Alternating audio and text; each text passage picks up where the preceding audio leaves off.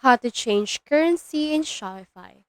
So in this video, we will show you how to do that. So in order to do that right here, what we can do is we can head over right here to our settings on your left sidebar.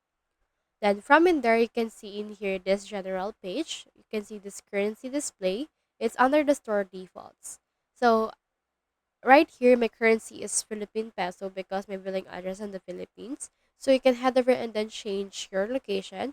Or if you're based on another location and you want to show another currency, what you can do is you can click on the three dots, click on this change store currency, and then from in here, click on this, and then just choose in here the currency that you want to display. So for example, right here, let's head over and then use a United States dollar. So you can head over and click on this and then click on the save. So as you can see, it's now been saved right here. So you can head over and then use this as your new store currency. So that's how you change currency in Shopify. Thank you for watching and I hope this video helped you out.